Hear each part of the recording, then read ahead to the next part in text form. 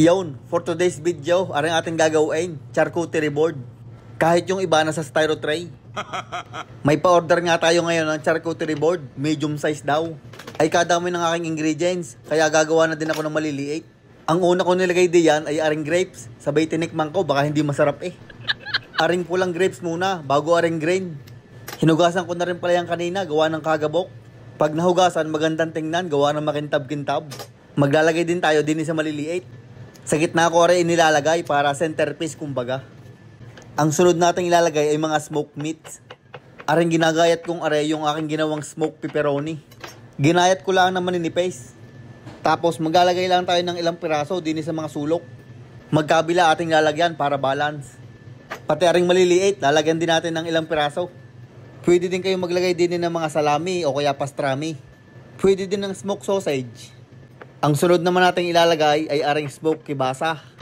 Kaluluto ko lang na rin kanina kaya ari fresh na fresh. Gayon din ang aking palali din eh. In-slice ko lang naman maninipis. Sabay nilagay ko sa mga sulok-sulok. Pagkatapos sa mga karne, ari naman cheese ang ating dadalihin. Tinanggal ko lang yung parang pabalat. Sabay in-slice ko din ng maninipis. Pwede naman na rin ilagay sa slicer kaso yung pinag-i-slice ng bacon.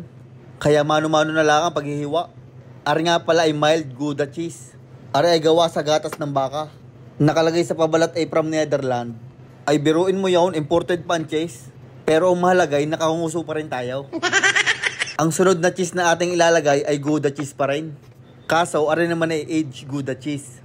Ang nakalagay sa pabalat ay 18 months. Ang ginagayat kong ari sa gitnang parte para medyo malambot. Tapos dyan lang natin ilalagay sa mga bakanting lote. Abay yung ibang cheese na aming binibenta din eh, ay pagbukas ay amoy utot. Sabi sa akin yun daw ang masarap. Ay kayo. Ara naman ang sunod, yellow cheddar cheese. Ang gayat ko naman din ay pa-dice para kakaiba. Kahit anong gayat naman pwede, basta yan magkakasinlaki at magandang tingnan. Ang paglalagay naman yan ay kayo nang bahala. Sundin nyo lang ang tibok ng inyong puso.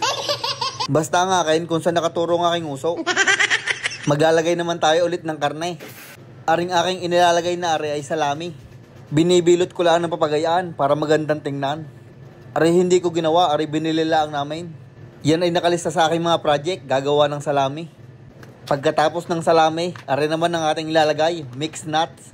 Ilalagay nyo lang yan sa mga sulok-sulok para hindi makita yung board. At para magmukha siyang marami. Meron iyang peanuts, cashew, almond at hindi ko na alam yung iba. Importante din na tatanungin yung inyong customer, baka may peanut allergy. Ayun ang pinakamahirap. Ang sunod naman natin ilalagay din ay mga prutas. Uunahin na natin ari mga strawberries. Hinihiwa ko lang ari sa gitna, sabay sinusuksok ko lang sa mga suksukan. Hinihiwa ko rin sa gitna, gawa ng kagandang tingnan para bagang petals. Din sa maliliit, naglagay lang ako ng tigta 3 pirasaw. May binili din si boss na blueberries, kaya ating ilalagay din. Basta ilagay nyo lang kung saan nyo gusto. Basta wag lang sa inyong bunganga. Iitsa nyo lang ng iitsa diyan. At are na ang huli. Maglalagay tayo ng pita. Cracker ata ang tawag nila din eh. Basta ang tawag ko yung pita. Ilalagay nyo lang kung saan magandang tingnan. At iyon, pagkatapos ng paglalagay natin ng kung ano-ano, aray, tapos ng ating charcuterie board. Yung malaking charcuterie board ay order ng customer. Ireregalo daw niya sa kanyang misis, gawa ng birthday. Sana'y magustuhan. Hanggang din na lang ating video. Sana'y inyong nagustuhan at maraming salamat sa inyong panunood. Shoutout nga pala kay Reuben Candor Dudas. Sana'y tama nga aking bigkas.